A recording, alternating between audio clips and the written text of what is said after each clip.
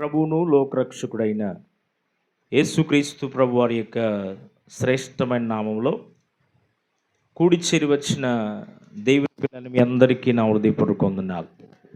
దేవుని వాక్యాన్ని చదువుకుందాం. ఈ దినం మన ధ్యాన నిమిత్తముగా మార్కు సువార్త 16వ అధ్యాయం, మార్కు శుభవార్త 16వ అధ్యాయము మొదటి నుండి మరి కొన్ని వచనాలు మనం చదువుదాం. మన మూలవాక్యముగా 6వ వచనాన్ని చదువుకుందాం. అందుకతడు, కలవరపడకుడి, సిలువ వేయబడిన నజరేయుడు యేసును మీరు వెదుకుచున్నారు, ఆయన లేచి ఉన్నాడు, ఇక్కడ లేడు. చిన్న ప్రార్థన చేద్దాం. పరమ తండ్రి, నీకు వందనాలు. చదవబడే లేఖముల నుండి మాతో మీరు మాట్లాడి నీ కృప చూపించమని, సహాయం చేసి బలపరచమని, వినగల చెవిని, అంగీకరించగల మనసును మా అందరికీ మీరు అనుగ్రహించమని యేసు పరిశుద్ధ నామములో అడిగి వేడుకొనుచు ప్రార్థించుచున్నాము తండ్రి, ఆమేన్. జయ జయ యేసు, జయ యేసు, జయ జయ క్రీస్తు, జయ క్రీస్తు, జయ జయ యేసు, జయ యేసు, జయ జయ క్రీస్తు, జయ క్రీస్తు, జయ జయ రాజా, జయ జయ రాజా, జయ రాజా, జయ జయ స్తోత్రం, జయ స్తోత్రం, జయ జయ స్తోత్రం, జయ స్తోత్రం, జయ జయ యేసు, జయ యేసు, జయ జయ క్రీస్తు, జయ క్రీస్తు, జయ జయ యేసు, జయ జయ క్రీస్తు, జయ క్రీస్తు, మరణము గెలచిన జయ యేసు, మరణము ఓడెను జయ యేసు, మరణము గెలచిన జయ యేసు, మరణము ఓడెను జయ యేసు, జయ జయ యేసు,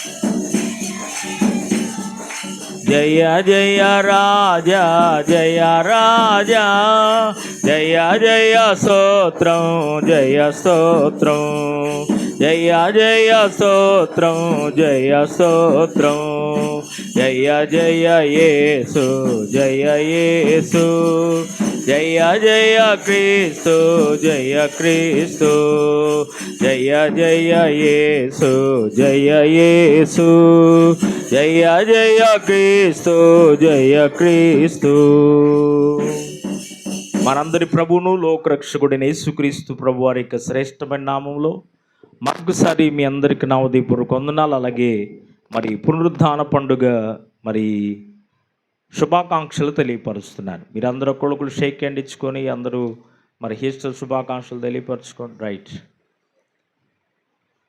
యేసుక్రీస్తు ప్రభు వారు సర్వమానవాళి యొక్క విమోచన కొరకు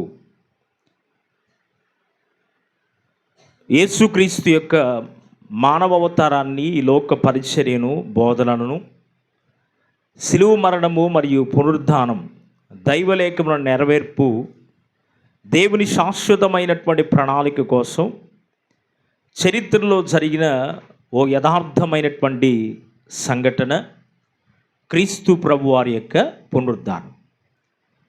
యేసుక్రీస్తు ప్రభువారు మరి పునరుద్ధానం చెందడములో చాలా ప్రాముఖ్యమైనటువంటి సంఘటనలు ఇక్కడ జరిగినాయి.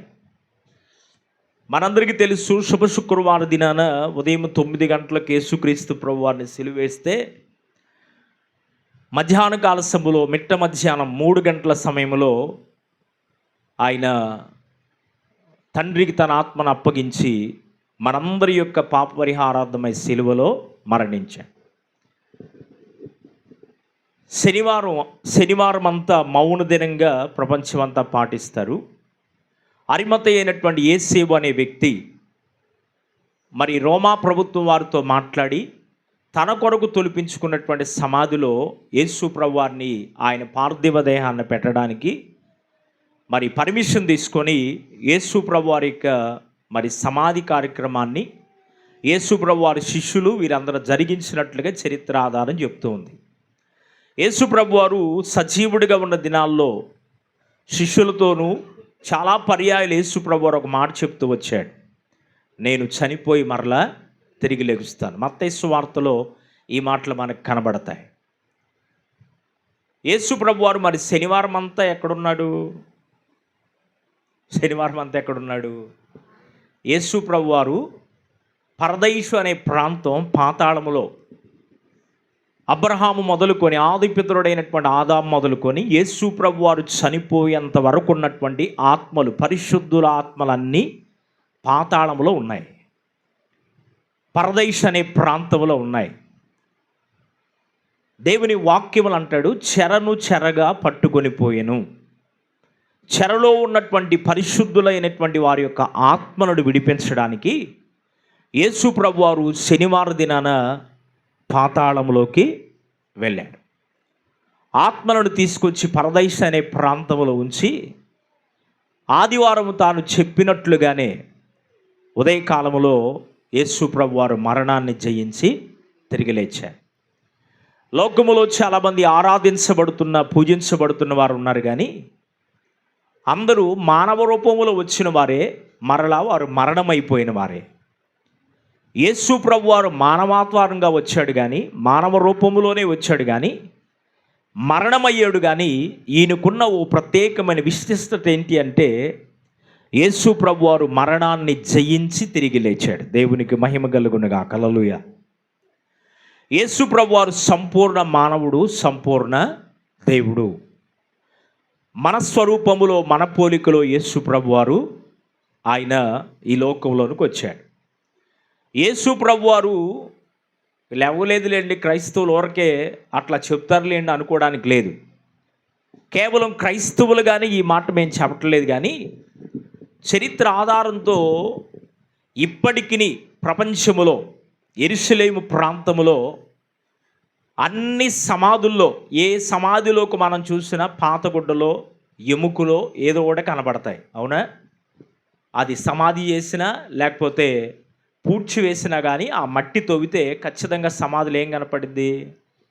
ఏదో ఒక చిన్న ఆనవాళ్ళు కనబడుతుంది. కానీ యేసుప్రభు వారు ఉంచినటువంటి సమాధిలో ఏమీ కనబడలేదు. అప్పటి నుండి ఇప్పటి వరకు ఆ సమాధి ఖాళీ సమాధిగా ఉంది. Praise the lord. హల్లెలూయా.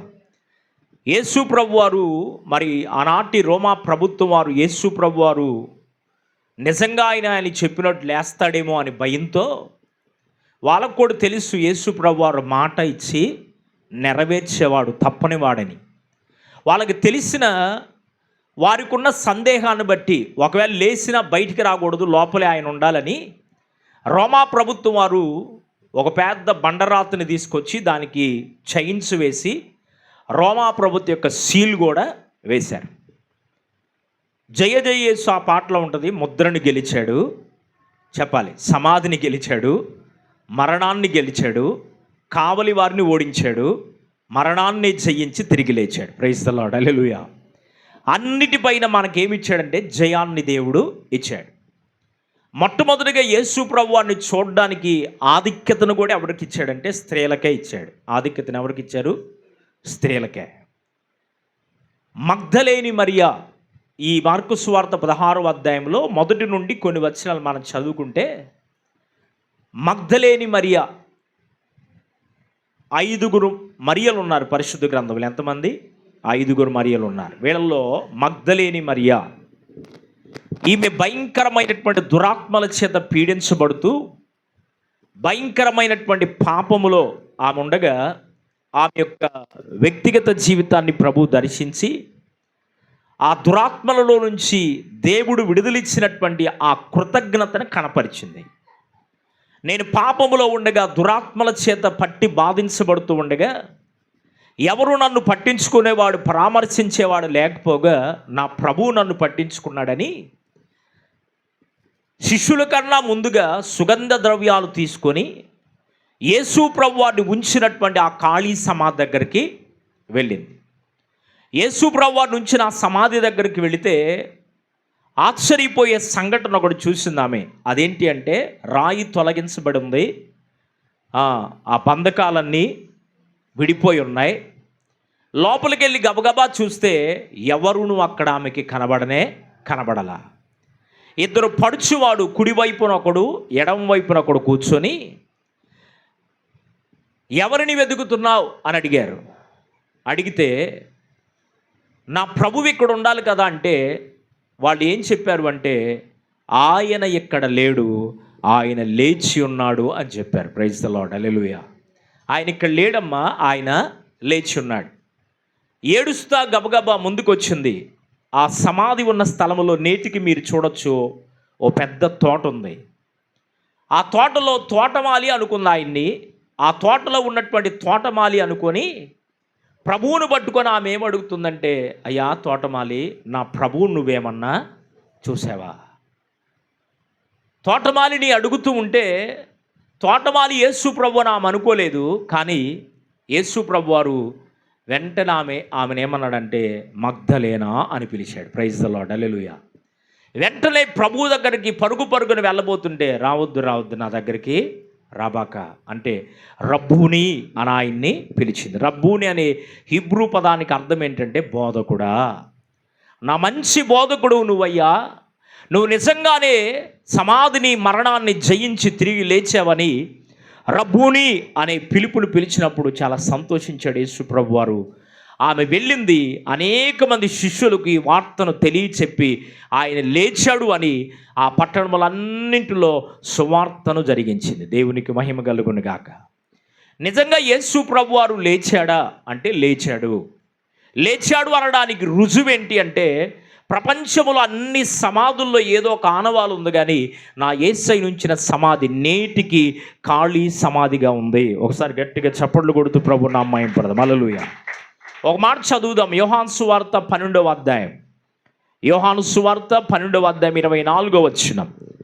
యోహాను సువార్త 12వ అధ్యాయము 24వ వచనంలో మనం చూస్తే, గోధుమ గింజ భూమిలో పడి చావకుండిన ఎడల అది ఒంటిగానే ఉండును, అది చచ్చిన ఎడల విస్తారముగా ఫలించును. తన ప్రాణమును ప్రేమించేవాడు దానిని పోగొట్టుకొనును. ఈ లోకములో తన ప్రాణాన్ని ద్వేషించువాడు నిత్య జీవము కొరకు దానిని కాపాడుకొనును అన్నాడు. దేవునికి మహిమ కలుగును గాక. గోధుమ గింజ భూమిలో పడి చావకపోతే అది మొలకెత్తదు, అవునా? విత్తనాలు చల్లుతారు. విత్తనాలు చల్లినప్పుడు అదేమవ్వాలి? బాగా ఎండబెట్టి విత్తనాలు చల్లిన తర్వాత అది చస్తేనే దానిలో నుంచి మొలకొస్తుంది. గోధుమ గింజ భూమిలో పడి చావకుండిన ఎడల ఒంటిగానే ఉండును కదా, అది చచ్చిన ఎడల ఏమైంది? మొలకెత్తిద్ది, అది విస్తారంగా ఫలించిద్ది. యేసు ప్రభువారు మృతులలో నుండి ప్రథమ ఫలముగా యేసు ప్రభువారు లేపబడ్డాడు. కొరింథీ పత్రికలు ఈ మాట అంటాడు. 15వ అధ్యాయం మొట్టమొదటి వచనంలో, మొదటి కొరింథీలో యేసుక్రీస్తు ప్రభువారు మృతులలో నుండి ప్రథమ ఫలముగా లేపబడ్డాడు. ఆయన లేపబడ్డాడు కనుక ఆయన పిల్లలమైనటువంటి మనం కూడా లేపబడవలసిన కొన్ని విషయాల్లో మనం కూడా ఏమవ్వాలి? లేపబడాలి. చచ్చినటువంటి స్థితి మన జీవితాల్లో ఉండకూడదు. ప్రకటన పుస్తకములు అంటాడు 3వ అధ్యాయంలో, జీవించుచున్నావన్న పేరు నీలో ఉన్నది కానీ నీవు ఎలాగున్నావు? మృతుడుగానే ఉన్నావు. నిజంగా యేసు ప్రభువారు లేచాడు అనడానికి ఆధారం ఏంటి? ఒకవేళ లెగిస్తే ఎందుకొరకు ఆయన పునరుద్ధానుడయ్యారు అనగా తిరిగి లేచాడు. యేసు ప్రభువారు మరణాన్ని, సమాధిని, పాపాన్ని, భయాన్ని, అపవాది క్రియలను జయించి లేవడానికి కారణం ఏంటి? ఈ రెండు మాటలు ఈ దినం మీకు అందించిన మాటలు ముగిస్తాను. చూడండి, యేసు ప్రభువారు లేచాడు అనడానికి రుజువేంటో జ్ఞాపకం చేస్తున్నాను. మొట్టమొదటి రుజువేంటే యేసుక్రీస్తు ప్రభువారి యొక్క సమాధి ఖాళీ సమాధి. చెప్పండి, యేసు ప్రభువారి సమాధి ఎలా ఉంది? ఖాళీ సమాధిగా ఉంది. లూకాసు సువార్త 24వ అధ్యాయం. లూకాసు సువార్త 24వ అధ్యాయం 15వ వచనం. 24వ అధ్యాయం 15వ వచనంలో ఆయన సమాధిని జయించి, మరణాన్ని జయించి తిరిగి లేచిన తర్వాత ఎమ్మాయి అనే గ్రామానికి వెళుతూ ఉంటే ఇద్దరు సహోదరులు వెళ్తున్నారంట. వారి మధ్యలో యేసు ప్రభువారు వారి మధ్యలో ఉండి వారితో మాట్లాడుతూ వెళ్ళాడంట. దేవునికి మహిమ కలుగును గాక. వారితో ఏం చేశాడు? వారితో నడుస్తూ వెళ్ళాడు. వారితో మాట్లాడినట్లుగా దేవుని వాక్యం సెలవిస్తుంది. అంటే చనిపోయిన వ్యక్తి ఎలా మాట్లాడగలడు? బ్రతికుంటేనే ఇంకా మాట్లాడేది. యేసు ప్రభువారు లేచాడు అనడానికి నిదర్శనం ఏంటి అంటే వారితో కూడా నడిచాడు. నెంబర్ 1, లూకాసు సువార్త 24:32 అంటాడు, అమ్మాయి మార్గములో వారితో వెళుతూనే వారితో మాట్లాడుతూ ఉన్నాడంట. వారితో ఏం చేస్తున్నాడు? ప్రభువు మాట్లాడుతున్నారు. ఇంకా దేవుని వాక్యములో మనం జ్ఞాపకం చేసుకుంటే 24వ అధ్యాయం 36వ వచనాన్ని మనం చూస్తే, లూకాసు సువార్త 24వ అధ్యాయం 36వ వచనం చూస్తే, వారి మధ్య నిలిచెను. వారి మధ్యలో ఆయన ఎలాగున్నాడంట? నిలబడ్డాడు. వారి మధ్యలో నిలిచి ఉన్నాడు. ఇంకా మనం చూస్తే 24వ అధ్యాయము 45వ వచనం, వారి మనస్సులను వారి హృదయాన్ని తెరిచాడంట. ఏం తెరిచాడు దేవుడు? వారి యొక్క మనస్సును వారి యొక్క హృదయాన్ని దేవుడు తెరిచాడు. లూకాసు సువార్త 24వ అధ్యాయం 49వ వచనాన్ని మనం చూస్తే, వారికి ఆజ్ఞాపించాడు. వారికి ఏం చేశాడు? కొన్ని ఆజ్ఞలను వారికి ఇచ్చాడు. 24వ అధ్యాయం లూకాసు సువార్త 50వ వచనంలో మనం చూస్తే, వారిని ఆశీర్వదించెను అని ఉంది. అక్కడ ఏం చేశాడు? వినండి జాగ్రత్తగా. వారితో నడిచాడు, వారితో మాట్లాడాడు, వారి మధ్యలో నిలిచాడు, వారితో మన జ్ఞాపకం చేసుకుంటే వారి మనస్సులను తెరిచాడు, వారికి ఆజ్ఞలను జారీ చేశాడు, వారిని ఆశీర్వదించారు. దేవుని వాక్యములో ఓ చక్కని మాట అంటాడు. ప్రకటన పుస్తకం 1వ అధ్యాయం 18వ వచనం. ప్రకటన పుస్తకం 1వ అధ్యాయం 18వ వచనంలో ఆయన ఎవరు అంటే యుగ యుగములు సజీవుడైన వాడు. ఎవరంట ఆయన? నేను మృతుడనైతిని కానీ యుగ యుగములు జీవించువాడను, సజీవుడైనటువంటి వాడనై ఉన్నాను అన్నాడు. హెబ్రీ పత్రిక 13వ అధ్యాయము 18వ వచనంలో మనం చూస్తే అక్కడ కూడా అంటాడు, నేను ఏకరీతిగా ఉండేవాడని అన్నాడు. ఎప్పుడు ఒకేలాగా ఉండేవాడు ఆయన. రోమాపత్రిక 6వ అధ్యాయం 10వ వచనం మనం చూస్తే, ఆయన జీవించువాడనై ఉన్నాడు, నిత్యమును ఆయన జీవించేవాడై ఉన్నాడు అని దేవుని వాక్యములో మనం గమనించగలం. యోహాను సువార్త 11వ అధ్యాయం 25-26 వచనాల్లో మనం చూస్తే, జీవించుచున్నాను, పునరుద్ధానుడయ్యాను గనుక మిమ్మల్ని బ్రతికించడానికి కూడా నేను ఎవరిని అంటే సమర్థుడైన వాడని. యేసు ప్రభువారు చనిపోయి మరణాన్ని జయించి తిరిగి లేచాడు అనడానికి ఖాళీ సమాధి ఒకటి రుజువు. ఆయన ప్రజలతో మాట్లాడింది, నడిచింది, నిలిచింది, ఆశీర్వదించింది, ఆజ్ఞాపించింది. వారి యొక్క మనోనేత్రాలు, హృదయ నేత్రాలు తెరిచిన మాట 100% వాస్తవం. ఎందుకు వాస్తవం అంటే ఆయన సజీవుడైన వాడు. ఎందుకు వాస్తవం అంటే ఆయన యుగయుగములను జీవించువాడు, ఆయన మార్పు లేనివాడు, ఎప్పుడును ఏకరీతిగా ఉండే దేవుడు. అయితే యేసు ప్రభువారు మరణాన్ని జయించి సర్వమానవాళి కొరకు ఎందుకొరకు పునరుద్ధానం యొక్క శక్తిని మనకు అనుగ్రహించడానికి పునరుద్ధానుడై యేసు ప్రభువారు లెగవలసి వచ్చింది అంటే ఒక 5 విషయాలు చెప్పి ముగిస్తాను, జాగ్రత్తగా వినండి. ఎందుకొరకు యేసు ప్రభువారు పునరుద్ధానుడయ్యాడు? పునరుద్ధానుడయ్యాడు అంటే తిరిగి లేచాడు, సమాధిని గెలిచాడు. యేసు ప్రభువారు సమాధిని గెలిచి లేకుండా వల్ల మానవుని జీవితంలో కలిగిన 3 ప్రాముఖ్యమైనటువంటి దీవెనలు ఏంటి అంటే, నెంబర్ 1, మరణము ఓడిపోయింది, మరణాన్ని గెలిచాడు. 2వది, మనలో ఉన్న పిరికితనాన్ని, భయాన్ని పోగొట్టాడు. 3వదిగా మరి మన యొక్క వ్యక్తిగత జీవితాలకి పరలోక రాజ్యాన్ని ప్రభువు ఇచ్చాడు. తండ్రితో విడిచిపెట్టకూడనే భాగ్యమని ఎంచుకొనక తనను తాను రిక్తునిగా చేసుకొని శిలువ మరణం పొందినంతగా యేసు ప్రభువారు మరణాన్ని జయించి ఆయన తిరిగి లేవడానికి ఎందుకొరకు పునరుద్ధానుడయ్యాడు? చనిపోవడం ఎందుకు, లేకపోవడం ఎందుకు అనుకుంటున్నారేమో. ఎందుకొరకు యేసుక్రీస్తు ప్రభువారు పునరుద్ధానుడయ్యాడో ఒక 5 విషయాలు నేను మీకు చెప్పి ముగించడానికి ఆశిస్తున్నాను. నెంబర్ 1 చూడండి. మొట్టమొదటి మాట అపోస్తుల కార్యముల గ్రంథం 4వ అధ్యాయము, అపోస్తుల కార్యముల గ్రంథం 4వ అధ్యాయం 10వ వచనం చదవండి. ఎవరైనా ఒక్కళ్ళు క్లియర్గా చదవండి.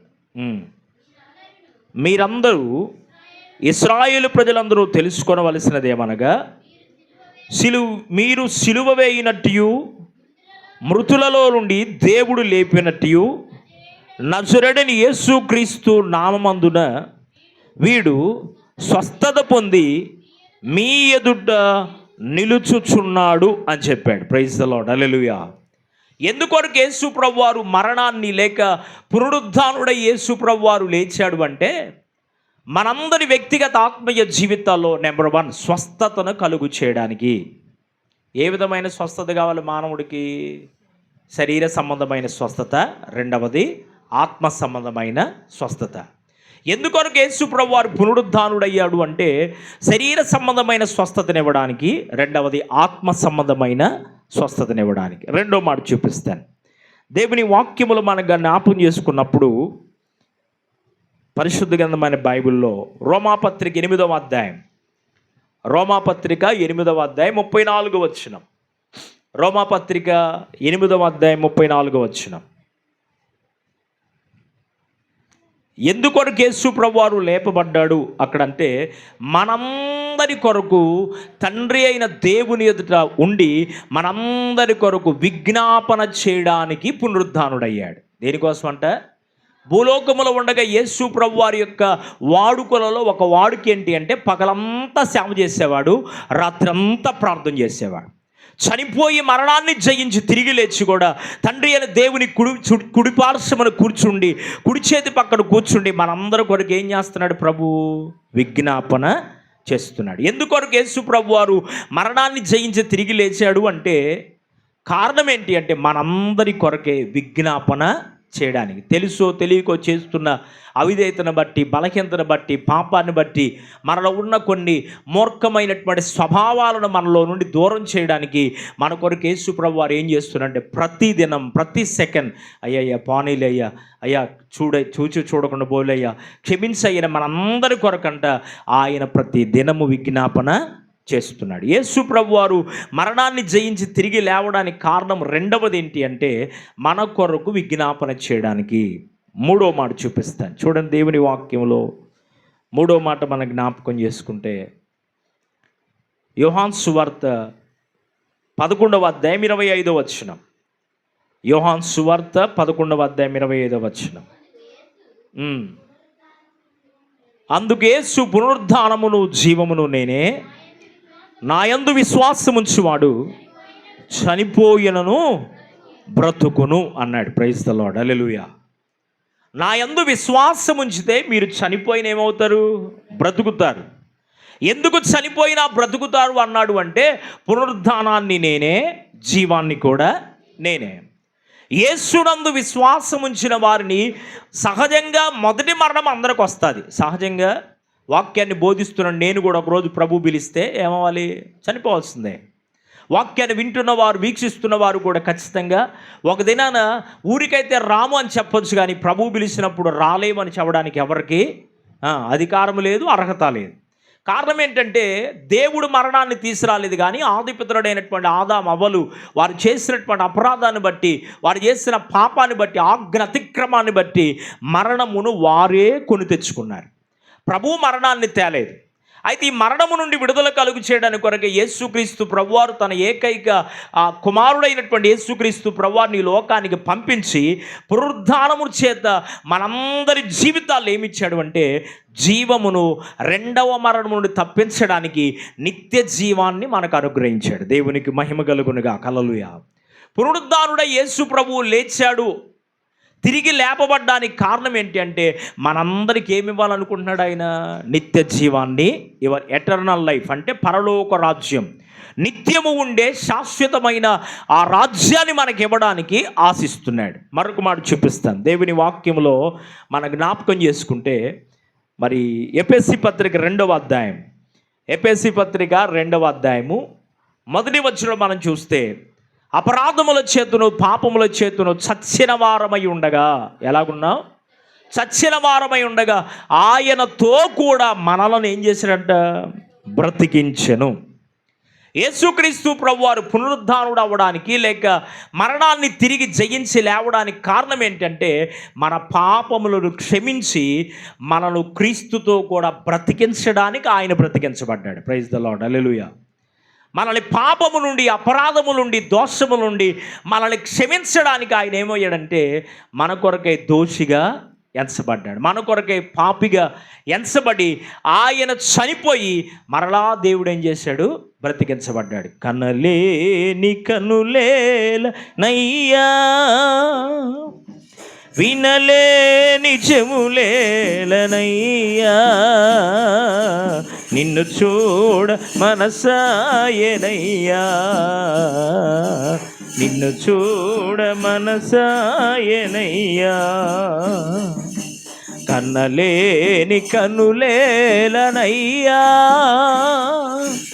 ఆకలిగొన్నావో యేసయ్యా, నాకై ఆహారముగా మారావయ్యా. ఆకలిగొన్నావో యేసయ్యా, నాకై ఆహారముగా మారావయ్యా. అట్టి జీవాగారమైన నిన్ను చూడలేనట్టి కనులేలనయ్యా. అట్టి జీవాగారమైన నిన్ను చూడలేనట్టి కనులేలనయ్యా. కన్నలేని కనులేలనయ్యా, వినలేని చెవులేలనయ్యా, నిన్ను చూడ మనసాయనయ్యా యేసయ్యా, నిన్ను చూడ మనసాయనయ్యా. హల్లెలూయా. మన కొరకు ఆకలి కొన్న యేసయ్య, మన కొరకు దాహాన్ని కొన్న యేసయ్య, వాస్తవానికి పాపాత్ముల మనం అనుభవించవలసిన శిక్ష ఆయన భరించి మన పాపాన్ని క్షమించి ఆయనతో కూడా మనం ఉండడానికి ఆయన తిరిగి లేచి మనల్ని ఆయన ఉండేటువంటి ఆధిక్యతను ప్రభు అనుగ్రహించాడు. Praise the lord. హల్లెలూయా. చివరిగా మనం చూస్తే 1 పేతురు పత్రిక 1వ అధ్యాయము 4వ వచనం. 1 పేతురు పత్రిక 1వ అధ్యాయం 4వ వచనం ఎవరైనా చదవండి. 1 పేతురు పత్రిక 1వ అధ్యాయం 4వ వచనం. మన ప్రభువు యేసు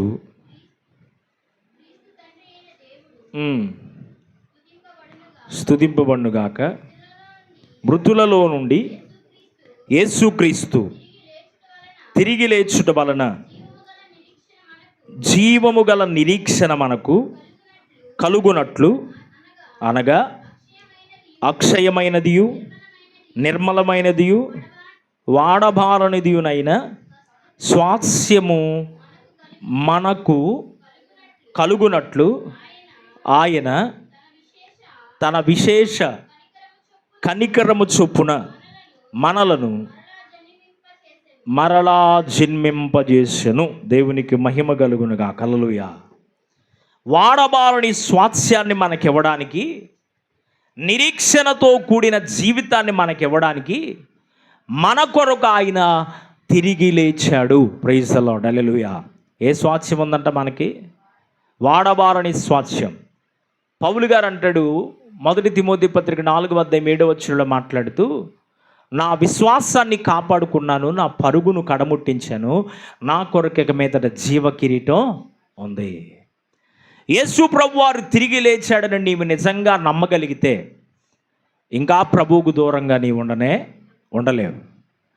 వాడవారిని స్వాస్యాన్ని ప్రభు నీకు అనుగ్రహించడానికి, నిరీక్షణతో కూడినటువంటి విశ్వాస జీవితాన్ని నీకు అనుగ్రహించడానికి ఆయన ఇష్టపడుతున్నాడు కనుక, ఇంకా ఒకవేళ ప్రభువుని నమ్ముకుని వారు ఉంటే ఈ పునరుద్ధాన పండుగ లేక ఈస్టర్ పండుగ దినాన మరి బ్రతిమలాడుతూ ప్రభు సేవకునిగా తెలియపరుస్తున్నాను. యేసు ప్రభుని నోడుతూ ఒప్పుకోండి, హృదయమందు విశ్వసించండి, పశ్చాత్తాపడండి, మారు మనసు, రక్షణ, బాప్తీసు అనుభవంలోకి రండి. ఒకవేళ నేను రక్షించబడ్డాను, బాప్తీసం తీసుకున్నాను, ప్రభు కుమార్తెగా కుమారుడుగా నేను ఉన్నాను అంటే నిజంగా ప్రభువు నీతో ఉన్నాడా? నీ పాపాన్ని క్షమిస్తూ ఉన్నాడా? నీకు వాడబారిని స్వాస్యం ఉందా? కిరీటము కొరకై నీవు ఆశ కలిగి పరిగెత్తుచున్నావా? మరి ఇలాంటి ఆశ కలిగి ముందుకు కొనసాగాలి అని ఆనాడు యేసు ప్రభువును చూసినటువంటి మగ్దలేని మరి అలాగ కృతజ్ఞత కలిగి జీవించిందో, మనందరి వ్యక్తిగత జీవితాల్లో కూడా అతి కృతజ్ఞత కలిగిన వారుగా జీవించినట్లు విత్తబడినటువంటి వాక్యాన్ని దేవుడు మన జీవితంలో ఫలింపచేయునుగాక. ఆమెన్. తల్ల వంచి కళ్ళు మూసుకుందాం, ప్రార్థన చేసుకుందాం. పరిశుద్ధుడైన తండ్రి, నీకు వందనాలు. చదవబడిన లేఖంలో నుండి బలహీనుడిని నుండి బలపరిచి కొద్ది నిమిషాలు నీ ప్రజలతో మాట్లాడడానికి కృప చూపించావు. అందును బట్టి మిమ్మల్ని స్తుతిస్తున్నాను. విత్తబడిన వాక్యాన్ని నీరు కట్టండి, ఫలింప చేయండి. నేను వీక్షిస్తున్నటువంటి వారందరి జీవితాల్లో కూడా కృపను, సమాధానాన్ని కలుగు చేసి బలపరచమని, ప్రత్యేకమైన నీ కృప, నీ దీవెన, నీ ఆశీర్వాదాన్ని మాకు తోడైంచి నడిపించమని, ఈస్టర్ దిన శుభాకాంక్షలతో కూడినటువంటి దీవెన, నీ మరణాన్ని ఎందుకు జయించి తిరిగి లేచావో ఆ సత్యాన్ని మేము గ్రహించి ఇంకా మారు మనసు లేనటువంటి వారు, నిన్ను నమ్ముకొని వారు, బాప్తీసం తీసుకున్న వారు రక్షించబడడానికి సహాయం దయచేయండి.